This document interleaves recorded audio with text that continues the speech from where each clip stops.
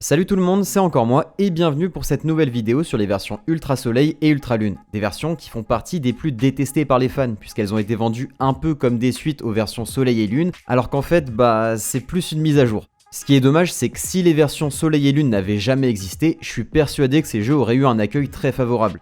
Bref, cette vidéo a été un enfer à réaliser. Et notamment à cause de deux passages que j'ai dû capturer et qui m'ont rendu fou, à tel point que j'en suis venu à me demander si j'aurais pas mieux fait de faire une vidéo dégustation. Mais bon, ça je vous en parlerai dans la vidéo. Allez, c'est parti pour 25 faits sur les versions Ultra Soleil et Ultra Lune que vous ne saviez certainement pas. Dans le centre Pokémon de la route 5, on rencontre cette PNJ à côté du bassin qui nous dit qu'elle a un truc à nous montrer avant de nous dire qu'en fait, elle a pas le temps. Ouais, c'est chelou. D'ailleurs, j'ai une vidéo à vous montrer où je fais une tier list des youtubeurs Pokémon, mais pas maintenant, j'ai pas le temps. Bref, elle nous dit de revenir le matin. Donc si on revient le matin, elle décide d'enfin nous raconter le secret de son bassin, mais au dernier moment, un Guériland entre dans le centre Pokémon et l'interrompt. Visiblement, c'est lui qui dépose ses pétales dans le bassin chaque matin, et il lui arrive également de soigner les blessés. Mais ça a pas l'air de plaire à l'infirmière, puisqu'elle l'engueule parce que c'est son taf. Et c'est la première et dernière fois que vous verrez un fonctionnaire se plaignant parce que quelqu'un fait son taf à sa place. À Konikoni, on trouve au bout de la rue principale ce petit espace au bord de la falaise. On peut y faire la rencontre d'une PNJ qui nous demande un service. Elle se présente comme étant Erika Pilaire. Bah écoute, salut, moi c'est Issoule tout le monde avec ses blagues. Elle nous dit qu'elle est passionnée de cheveux, puis nous demande de lui montrer un Pokémon avec les cheveux aussi ondulés et soyeux que ceux d'Alteo. Donc on lui montre un trio piqueur d'Alola et elle nous donne un muscle plus. Elle nous dit aussi que ce ne sont ni des cheveux ni de l'or, mais des Vibris. Mais bon, ça vous le saviez déjà. Bref, quand on la recroisera par la suite, elle sera accompagnée d'un trio piqueur d'Alola. Mais d'après ce qu'elle nous dit, il aurait du mal à s'attacher à elle. Sauf que si quand on revient, on a les cheveux blonds, on aura droit à une cinématique et à un sable doux de la part de la PNJ qui nous remercie parce que grâce à nous, elle a compris que son Pokémon aimait les cheveux blonds. Et donc, elle aurait l'intention de se teindre les cheveux. Dans l'embarcadère des KK, tout au fond à droite de la salle, se trouve une PNJ qui semble mourir de soif parce que le distributeur de boissons est en panne. Et en voyant notre tristement inutile Motisma Dex, elle nous demande si on voudrait bien le foutre dans la machine afin de la réparer, et visiblement, ça fonctionne. Donc le Motisma Dex n'a pas d'infos sur tous les Pokémon, encore moins sur lui-même. Par contre, il peut rentrer dans une brosse à dents électrique. Et pour nous remercier, elle nous offre une eau fraîche, tiède. Puisqu'elle vient elle-même d'en boire une en disant qu'elle était tiède. Sauf qu'après ça, elle nous parle du potentiel de Motisma en se demandant dans quoi est-ce qu'il pourrait bien rentrer, en dehors d'un distributeur d'eau fraîche en tout cas, avant de suggérer qu'il pourrait peut-être rentrer dans une boîte PC. Et qu'est-ce qu'on a eu dans la génération suivante avec les versions épée et bouclier? Enfin, à part les mecs en slip qui nous courent après, on a eu dans ces jeux des Motisma intégrés au service des PC dans les centres Pokémon. Exactement comme elle l'avait prédit. Dans notre chambre, la peluche de Pikachu a été déplacée sur le lit pour laisser sa place à un autographe du champion de l'arène de Kanto. Bon, la formulation est chelou puisqu'on dirait qu'il n'y a qu'un seul champion à Kanto, mais bon. Dessus, il est écrit Good Luck. Et quand on regarde bien, l'image derrière la signature ressemble beaucoup au badge foudre du Major Bob. En plus de ça, le Good Luck en anglais correspond bien au personnage qui est anglophone dans certaines versions. Donc voilà, dans notre chambre, on a la chance d'avoir un autographe du Major Bob. Quand on se rend pour la première fois à la mairie des KK, on tombe sur une scène de dispute entre un homme, sa fille et le mec de sa fille au sujet de leur mariage. En fait, il est surtout contre parce que le jeune homme n'aurait pas prouvé sa valeur au combat, mais ça a pas l'air d'être un combattant. Le gars, il veut se marier avec quelqu'un, mais il est même pas capable de casser la gueule de son père avant. Je sais pas ce qu'il espère. Mais bon, la fille commence à évoquer le fait de se marier avec nous alors qu'on a 10 ans, n'oublions pas, puis elle nous demande de défoncer son père. Moi la fille, elle me dit que peut-être un jour on va se marier, t'inquiète que je vais lui niquer sa race à ton père. Malheureusement, c'était que des paroles en l'air, et après le combat, son père semble accepter leur union. Et voilà, je me suis fait niquer ma future femme. Après, pour nous réconforter, son daron nous offre quand même une pépite, mais ça réparera pas mon cœur brisé. Vous vous souvenez, dans la vidéo sur les versions noires et blanches, on a vu que les scientifiques utilisaient un objet de combat au début de chaque affrontement. Là, on a un peu la même chose dans le sens où on a une classe de dresseurs entière qui utilise un même item. Déjà, on a la grande majorité des scientifiques qui utilisent aussi un objet de combat au premier tour, mais on a aussi et surtout tous les Pokémon des cuisiniers qui tiennent les restes. Bon, il y a que 3 cuisiniers différents dans ces versions, mais ça reste vrai. Dans ces versions, on a heureusement eu droit à pas mal d'ajouts par rapport aux versions Soleil et Lune, notamment des nouveaux bâtiments, des nouvelles mécaniques et même des nouveaux Pokémon. Mais on a aussi certains lieux comme l'île Noix de Coco qui ont eu droit à une refonte graphique, puisqu'il y a bien plus de verdure, de noix de coco, c'est cool pour une île qui s'appelle Noix de Coco, et de palmiers. Non, c'est clair, elle fait moins îlot pourri qu'avant. En plus, je sais pas si vous aviez remarqué, mais l'île Noix de Coco a la forme d'un noix de coco d'Alola. C'est d'ailleurs bien plus visible sur la carte avec les contours jaunes et la sorte d'embarcadère qui forme la queue. Au cours de notre tour des îles, on est amené à affronter un Floramantis dominant dans la jungle Sombrefeuille pour l'épreuve de Barbara. Une fois qu'on l'a vaincu, on a droit aux éloges des 3 capitaines présents sur place. Ouais, parce qu'il y a aussi Kiawe et Nefi qui sont là. On a Kiawe qui dit que ça l'étonne pas qu'on ait réussi l'épreuve puisqu'on a terrassé l'ossature de son épreuve, et ensuite il y a Nefi qui dit « Elle n'a fait qu'une bouchée de tarambule ». Et c'est pas moi qui ai fait un personnage féminin parce qu'au fond je suis un putain de weeb qui préfère habiller des meufs. J'ai bien choisi un personnage masculin, mais à cause d'une erreur dans la boîte de dialogue de Nefi, elle utilisera toujours le pronom « elle » pour parler du héros, peu importe le genre choisi au début de l'aventure. Vous savez, moi, je suis un grand romantique. J'ai déjà vu Titanic une fois et j'ai déjà mangé dans un resto italien. C'est pourquoi, quand j'ai vu qu'il y avait une histoire d'amour dans ces versions, ça m'a particulièrement émouvé. Quand on se rend de nuit sur la plage Ano Ano, après avoir balancé tous les concombafs à la mer, on rencontre un concombaf dépressif qui scrute l'océan, puis il y a... Tu veux pas te rhabiller ? Y a pas trop de soleil là, ça va ? Bon, cette PNJ nous raconte que ce concombaf s'appelle Concoléo, et qu'il est tout triste parce que sa copine Conconette a été rejetée à l'eau, certainement par nous, soit dit en passant. Puis elle nous demande si on veut l'aider à chercher sa meuf. En allant un peu plus au nord, on trouve finalement la fameuse Conconette. On l'amène à Concoléo, et on a droit à une scène trop mignonne où les concombafs font... Bah rien, mais ils le font l'un à côté de l'autre. Puis la meuf qui se balade à moitié à poil de nuit avec un gamin de 10 ans nous file une grande perle et on se barre. Mais c'est pas fini, puisqu'une fois qu'on est parti, il y a un gamin qui arrive, qui voit les concombafs et qui balance à l'eau Conconette, mais pas Concoléo. Il voit 2 concombafs, mais il en balance qu'un seul. Je me dis, là il y a volonté de nuire quand même. Au nord de la route 4 se situe la plaine Pikachu, où on trouve des Pikachu, évidemment. Il y a des Pikachu sur la rive, sur l'autre rive, sur la falaise, et même dans la caravane. Et donc, quand on se rapproche de la caravane, il y a plein de Pikachu gitans qui sortent. En fait, ils sortent indéfiniment. Comme vous le voyez, j'ai repeuplé la région d'Alola avec uniquement des Pikachu. Et si j'ai fait tout ça pendant tout ce temps, c'était pour être témoin d'un événement, mais j'ai pas réussi. J'ai perdu tellement de temps pour rien, donc j'ai pété un câble et je me suis contenté d'une vidéo YouTube pour illustrer mes propos. Au bout d'un moment, si on a beaucoup de chance, en de très rares occasions, on peut voir un Mimikyu dans la caravane à la place d'un Pikachu. Sauf qu'il est trop timide et qu'il refuse de sortir. Donc voilà, ça c'était le premier moment qui m'a fait cracher du sang dont je vous parlais dans l'intro. Et d'ailleurs, on peut aussi voir un Mimikyu apparaître en arrière-plan comme sur les falaises, mais encore une fois, il faut énormément de chance pour l'apercevoir. Dans les versions or, argent, cristal et les remakes, sur la route 2, on rencontre un PNJ qui nous offre une pépite. Quand les versions rouge-feu et vert-feuille sont sorties, une théorie a vu le jour à son sujet. Sur l'île 3 des îles Séville, on peut trouver ce PNJ dans le chemin île 3, juste en face de l'embarcadère. Il nous dit qu'il cherche de l'or et que quand il sera riche, il s'achètera une maison à Kanto. Et plus tard, quand on a vaincu le Conseil 4, il nous offre une pépite.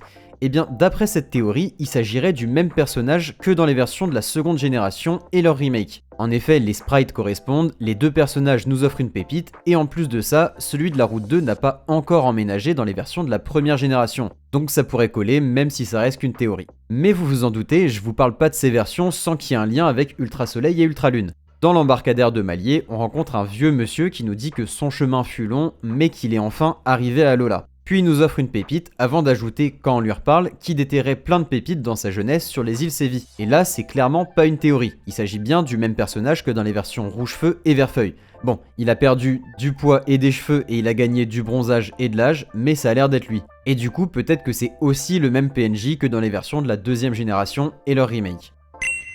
D'un embarcadère à un autre, dans celui de Oal, on peut surprendre une conversation entre un homme et son petit-fils. Le vieil homme lui parle de Johto et fait référence à Fargas et au fait qu'il fabrique des balls à partir de baies. Le jeune homme n'en croit d'abord pas ses oreilles, puis décide de passer le périmètre au peigne fin, et malgré notre camouflage pourtant parfait, il nous repère. Du coup, le vieux nous tape la discute et nous parle de la légendaire GS Ball, prétendant que GS signifie Giga Super ou peut-être Gold Silver Ball, ce qui semble un peu plus logique. Puis à la fin de la discussion, il nous offre une Honor Ball pour nous remercier d'avoir espionné sa conversation. Bah écoute, de rien mec.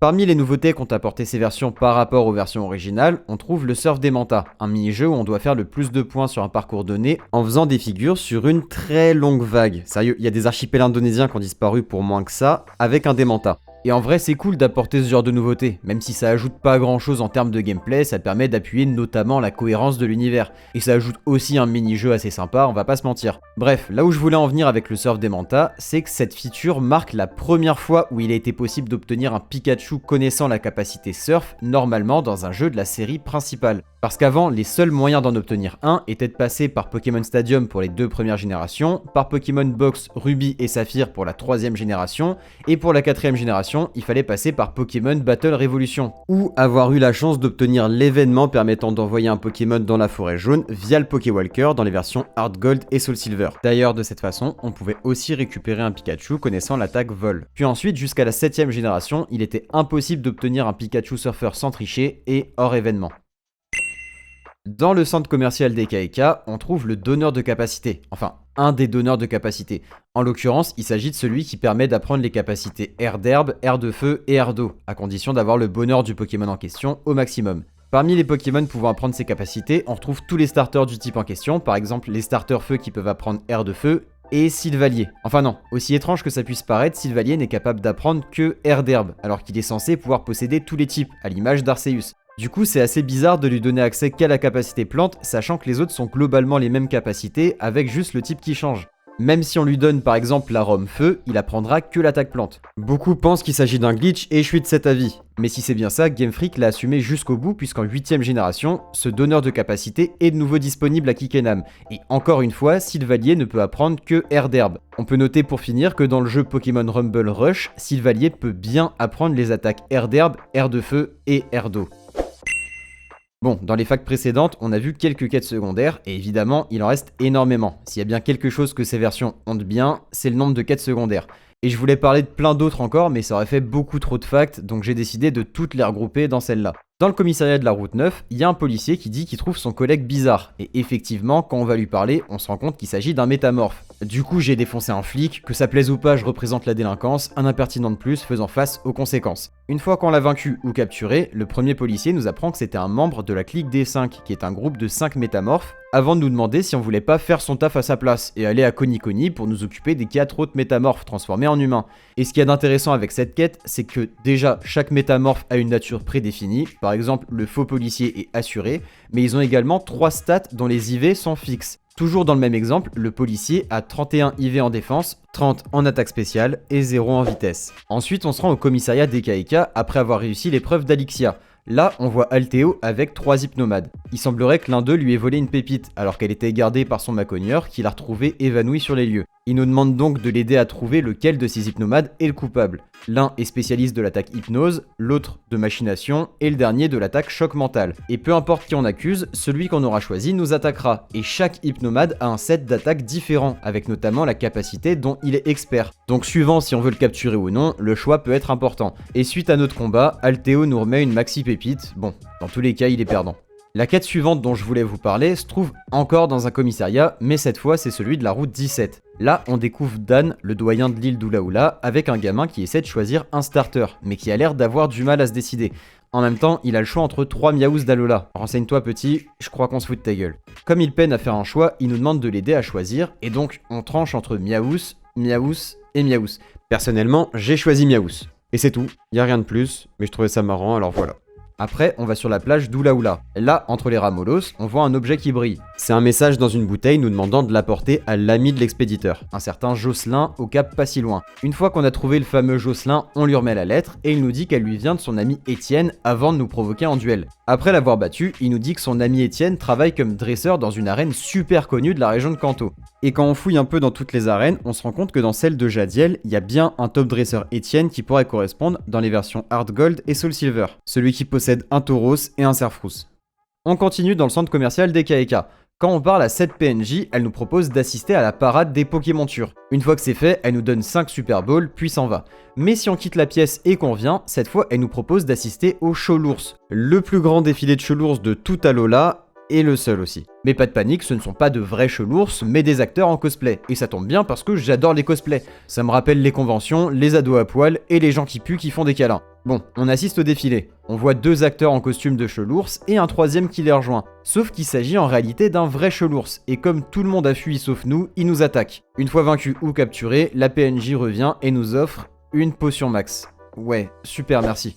Et enfin, la dernière quête secondaire dont je voulais vous parler concerne l'école de dresseurs aux abords d'Eka Eka. Premièrement, il faut se rendre la nuit sur la plage Big Wave. On y rencontre un gamin qui n'est pas là la journée. Il nous dit qu'il y a plein de trucs bizarres autour de l'école et du coup personne n'ose s'en approcher la nuit. Donc logiquement ce qu'on fait c'est qu'on y va et on y découvre une petite fille avec un baudrive qui nous demande notre aide pour élucider les 7 mystères de l'école. Le premier c'est les feux follets. Il s'agit en fait d'une élève en train de brûler des lettres d'amour pour un garçon pas intéressé. Bref, on lui casse la gueule, on lui dit de pas abandonner et tout rentre dans l'ordre. Ensuite, il y a le maître gluant, avec une petite scène à la Outlast où on se cache dans un casier après avoir entendu un bruit, mais en fait c'était le petit-fils du concierge et son tas de morve qui sont grossièrement l'équipe de nettoyage. D'ailleurs, ça l'inquiète pas plus que ça de voir un gamin dans l'école au milieu de la nuit. Après ça, il y a le haut-parleur de l'effroi. C'était juste un gars qui voulait réparer le haut-parleur et qui s'est retrouvé bloqué dans la salle de diffusion. Le mystère suivant, c'est l'escalier sans fin. On se retrouve dans une boucle dans les escaliers, mais en fait c'était à cause d'un Fantominus. Ensuite, le journal maudit. Il s'agit d'un journal dont le récit ressemble à celui d'un film d'épouvante, mais en fait c'était un prank d'un baudrive.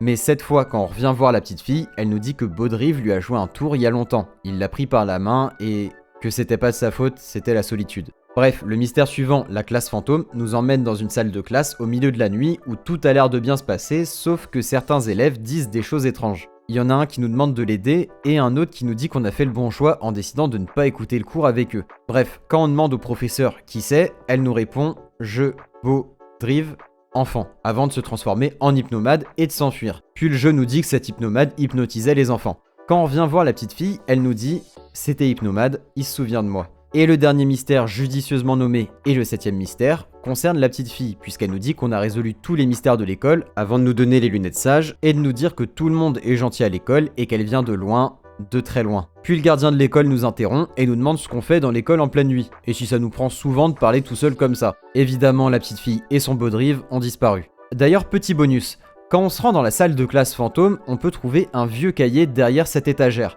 Dessus, il est écrit 12 février. Aujourd'hui, je suis resté tard à l'école pour jouer avec mes copains, et j'ai vu un hypnomade. La nouvelle est partie avec lui, apparemment, il est venu la chercher. 21 février, j'étais en train de jouer avec mes copains quand un baudrive est venu chercher la nouvelle. C'est peut-être son nouveau Pokémon, mais et hypnomade alors? Puis le reste du bouquin est illisible. La petite fille qu'on a vue serait donc une ancienne élève qui aurait été enlevée par un baudrive et son hypnomade entrait encore les couloirs de l'école. A noter que d'après le Pokédex de la version Soleil, baudrive guiderait les petits enfants par la main vers l'autre monde. Du coup, c'est un peu triste. Dans ces versions, Tilly est l'un des 2 seuls dresseurs à avoir une animation de début de combat où il ne lance pas de Pokéball, puisque son Pokémon se tient la plupart du temps à ses côtés et c'est toujours le premier Pokémon envoyé. L'autre, enfin les 2 autres dresseurs dans ce cas-là, sont les Kata Sensei, dans l'Ultra Forêt, donc exclusif à la version Ultra Soleil, qui ont un Katagami qui apparaît devant eux au début du combat. La version Ultra Lune est la première version de la série principale où il est possible d'obtenir Regigigas sans posséder les autres golems, puisqu'on peut le trouver dans les failles jaunes, mais du coup il est exclusif à la version Ultra Lune. D'ailleurs c'était la seule jusqu'à la sortie de Legend Pokémon Arceus. Au sommet du mont Okulani se tient l'Observatoire. Dans ce bâtiment, on trouve 2 magnétis. Le premier, c'est un magnéti tout ce qu'il y a de plus ordinaire, mais le second dans le couloir, lui, est spécial. Il dit bon, je vais pas faire ça, mais du coup, il dit des trucs chelous. Il y a des mâts courts et des mâts longs, ce qui fait directement penser aux morses. Et si on traduit ce qu'il dit en morse, on obtient Alola. Bon, c'est pas incroyable comme secret, mais c'est là. Dans ces versions, on a eu le droit à un post-game assez cool, notamment en ce qui concerne la team Rainbow Rocket. On a pu grâce à ça affronter les boss des teams des jeux précédents avec leurs meilleurs Pokémon ainsi que le légendaire de leur version. On a Arthur avec Kyogre, Max avec Groudon, Helio avec Dialga ou Palkia, Lysandre avec Yveltal ou Xerneas, Getis avec Reshiram ou Zekrom et Giovanni avec Mewtwo. Mais ce qui est à noter, c'est qu'ils se sont pas foutus de notre gueule, puisqu'ils ont visiblement capturé tous leurs Pokémon avec des Master Ball. Et en vrai, c'est assez cool quand même. On a vu dans la Fact 15 la quête secondaire avec les métamorphes, mais on n'a pas parlé du glitch qui la concerne. Le 3e métamorphe qu'on doit affronter se trouve dans le restaurant Barbarégal à Konikoni. Il a pris l'apparence du chef cuisinier, donc il nous suffit d'aller lui parler, on le combat, et une fois que c'est fait, le véritable cuistot se ramène pour récupérer sa place. Sauf que si on se place au mauvais endroit devant le bar, environ par ici, quand le PNJ revient, on bloque son chemin, et il court dans le vide indéfiniment. Et à partir de là, on peut plus rien faire. Il faut obligatoirement relancer sa partie, donc ça peut vite s'avérer embêtant quand on n'a pas sauvegardé depuis longtemps. Bon, je vais encore tricher, mais tant pis. Je vais regrouper toutes les facts sur les ultradimensions dans celle-ci. On va commencer avec l'Ultra Désert. C'est le seul lieu de l'Ultra Dimension où il est nécessaire d'utiliser une Pokémonture pour avancer. Ensuite, l'Ultra Abyss, comme toutes les autres Ultra Dimensions, ne fait pas partie d'Alola. C'est donc logique qu'un Pokémon évoluant en une forme d'Alola comme Neuneuve par exemple, évolue en Noix de Coco de Kanto dans cette zone. Mais c'est important de le préciser parce que c'était pas le cas dans les versions Soleil et Lune, car dans l'Ultra Abyss qui était la seule Ultra Dimension disponible dans ces jeux, les Pokémon évoluaient bien en leur forme d'Alola. L'Ultra Central est la seule Ultra Dimension où il est possible de récupérer des objets, en l'occurrence on y trouve 6 pierres foudres dans les rochers. D'ailleurs si on se fie à l'arrière-plan de l'Ultra Central, il semblerait que Cablifer soit le Pokémon pouvant atteindre la plus grande taille, puisqu'on en voit qui sont vraiment loin et pourtant ils paraissent immenses. L'Ultra Valley est jonché de cratères, ce qui fait directement référence à la Lune et donc au conte de la princesse Kaguya. Mais bon, ça vous le saviez déjà. L'Ultra Forêt est le seul lieu de l'Ultra Dimension des versions Ultra Soleil et Ultra Lune où il est possible de combattre des dresseurs, puisqu'on y affronte les deux Kata Sensei dont j'ai parlé plus tôt, qui ont chacun un Katagami au niveau 48. En plus, les dialogues de ces PNJ sont des références au Kendo, un art martial japonais pratiquant avec un sabre. D'ailleurs, comme on a déjà combattu 2 Katagami avant de défier celui qui est sauvage, Katagami est la seule Ultra Chimère dont le nom n'est pas juste des points d'interrogation quand on l'affronte. Enfin, pour terminer avec l'Ultra Forêt, son thème musical est extrêmement proche de celui du parc de Malier, où on trouve Katagami dans les versions Soleil et Lune, je vous laisse juger par vous-même.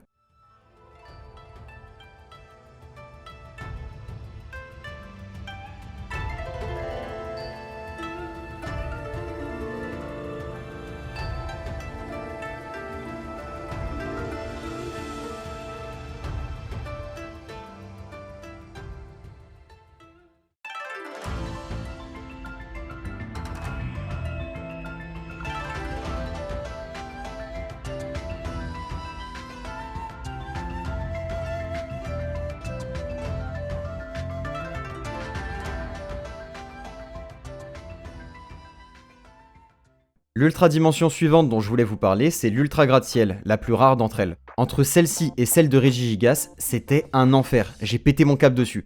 Déjà qu'elles sont rares, mais en plus faut se retaper le passage sur le dos de Lunala ou Solgaleo, qui sont assez galères. Pour bien maîtriser le voyage entre les dimensions, faut être génétiquement modifié ou voire même japonais. Bref, une fois qu'on y arrive, on découvre une zone urbaine dévastée par un engloutirant qui semble bouffer inlassablement. Mais il y a quelques objets avec lesquels on peut interagir, et notamment ce panneau, sur lequel on peut lire ceci.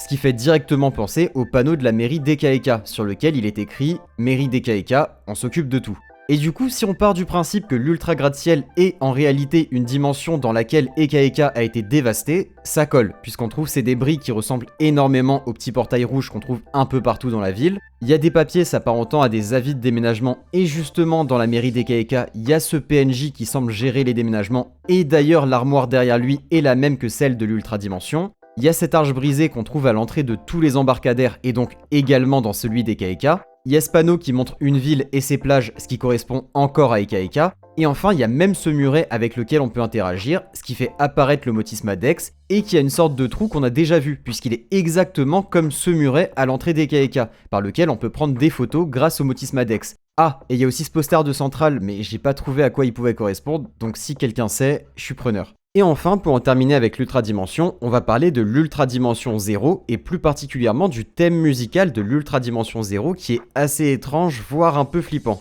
Pas aussi flippant que l'idée que les Canadiens obtiennent mon adresse, mais quand même.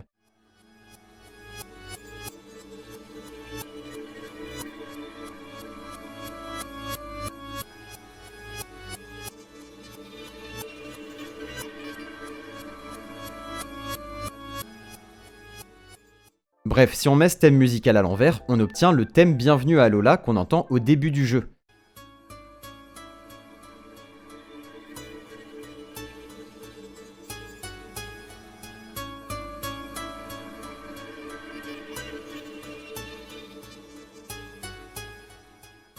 D'ailleurs, le thème de l'Ultra Gratte-Ciel répond à la même logique, puisque si on le passe à l'envers, on obtient le thème d'Ekaeka. Certains le savent puisqu'il me semble que c'était dans un des trailers des jeux, mais si le Motisma Dex a suffisamment de points d'affection, il nous autorisera à lancer une seconde attaque Z au cours d'un même combat. Ce qui, soyons honnêtes, est complètement craqué, mais bon, c'est que pour le mode histoire, donc ça va. Pour gagner de l'affection avec le Motisma Dex, il suffit d'appuyer dessus chaque fois qu'il fait sa tête de dépressif, parce que personne n'aime les dépressifs. Donc si vous l'êtes, sachez que vos amis en ont marre de vous, surtout si à chaque fois qu'ils vous appuient sur la tête, vous leur demandez s'ils préfèrent le jour ou la nuit. Lorsqu'on se rend dans le centre Pokémon de Malier, si on va parler au gars qui tient le café, l'infirmière va venir avec nous pour prendre sa pause. Elle nous tape la discute et il semblerait qu'on ait fait un AVC. Heureusement pour nous, on est dans un hôpital, puis elle nous donne des Pokéfèves et en échange on doit garder le secret sur le fait qu'elle s'autorise à prendre des pauses. Ok, ça a l'air strict comme boulot quand même. Et moi qui pensais que youtubeur était un métier difficile. À l'est du village Toko se trouve la route 13. Sur cette route, on trouve tout au sud, au bord de l'eau, un surfeur qui nous dit qu'il était pêcheur, qu'un jour il aurait pêché une planche et que ça aurait été une révélation pour lui. Et si on se rend à cet endroit dans les versions Soleil et Lune, on y trouve bien un pêcheur qui nous dit rien d'intéressant. Donc si c'est effectivement le même personnage, il y a un sacré problème. Bon, admettons qu'il est bronzé, pour pas dire cramé, il a quand même beaucoup rajeuni. Il doit avoir une sorte de magie chelou dans le monde de Pokémon qui fait que quand tu décides de changer de métier ou de hobby, tu dois également en subir les conséquences physiques. Ça doit être pour ça que tous les bûcherons sont canadiens. Et le pire, c'est qu'aucun des deux PNJ ne nous donne d'objets ou d'infos importantes. Les développeurs se sont juste tapés un délire. Et enfin, la dernière fac de cette vidéo, à Oal, comme on l'a vu dans la vidéo précédente, se trouvent les bureaux de Game Freak où l'on peut affronter Ken Sugemori, un des développeurs de chez Game Freak. Mais si on lui parle avec dans notre équipe un Pokémon provenant d'une des versions des consoles virtuelles, il nous parlera de la conception du jeu d'où provient le Pokémon. Par exemple, si on lui parle avec un Pokémon provenant de la version rouge, il nous parlera de Ferrosinge, en disant que c'est lui qui l'a inventé parce que son patron lui a dit de faire un Pokémon avec un peu de ceci et un peu de cela, et c'est ce qu'il a dessiné. Ensuite, il dit qu'il a lui-même imaginé et programmé les attaques des Pokémon. Puis il parle d'un sondage que Game Freak aurait organisé il y a longtemps pour savoir quel Pokémon était le plus populaire, et c'est Noix de Coco qui aurait gagné. Si on a sur nous un Pokémon venant de la version bleue internationale ou verte japonaise, il dira que Tauros était très fort, que c'est lui qui l'a inventé, mais que Blizzard était un peu trop fort. Ensuite, il parle du grand Topiqueur, qui serait simplement un personnage qu'il aurait inventé étant petit. Il aurait même réalisé un folioscope le mettant en scène. Enfin, il dévie sur Mew, en disant qu'il l'a fait, ainsi que tout le reste le concernant, que ce soit son design, son cri ou même sa description dans le Pokédex. Il l'aurait à peine terminé à temps, à la toute fin du développement du jeu. Ensuite, si on possède un Pokémon provenant de la version bleue japonaise, il nous confiera un secret. La version bleue japonaise était une version exclusive lors de sa première sortie. Seules certaines personnes pouvaient l'obtenir. Il aurait même entendu dire que c'était pénible pour les employés des magasins qu'ils vendaient. Il dit qu'ils étaient tous jeunes au bureau lorsqu'ils ont créé cette version, et qu'aujourd'hui ils sont une bande d'excentriques d'âge moyen. À l'époque, ce qu'ils avaient programmé utilisait tout l'espace sur une cartouche. Donc s'ils voulaient ajouter quelque chose de nouveau, ils devaient d'abord faire de la place. Ils trouvaient d'abord suffisamment d'espace, puis ils pouvaient créer ce qu'ils voulaient. C'était pénible. Bon allez, il nous reste 3 versions à paraphraser. Si on a un Pokémon de la version jaune virtuelle, il nous dit que dans ce jeu, on pouvait parler au Pokémon qui nous suivait pour savoir comment il allait et que c'était lui qui en avait eu l'idée. Masuda aurait dit une fois que le son émis lorsqu'on sauvegarde serait différent dans chaque version, mais que lui ne voyait aucune différence. Ensuite, il nous confie que lorsqu'il bossait sur ses nouveaux jeux, on lui a demandé de venir avec des différences par rapport aux versions de base. Il était abasourdi, mais finalement, il est content d'y avoir contribué. Avec un Pokémon de la version Or, il nous parle de Karatroc, car c'est lui qui y a pensé. Puis il nous parle du fait que donner une baie à Karatroc dans les versions Or et Argent la transformait en jus de baie après un combat. Super, il balance des facts à ma place. Le gars il veut faire mon taf aussi ? Bref, ensuite il parle de Cochignon, car il l'a également conçu. Il avait comme l'impression qu'il devait rassembler tous les animaux du zodiaque chinois en un seul. Puis il parle du bloc temporel, disant qu'il était génial mais que bon, ça ressemblait encore à un rêve. Pouvoir voyager dans le temps, revenir dans le passé ou aller dans le futur selon ses envies. Mais d'après lui, le faire fonctionner était pénible. Pour la version argent, il nous dit qu'il a adoré le concours de capture d'insectes et qu'il est possible de le gagner simplement en capturant un chenipan ou un chrysacier.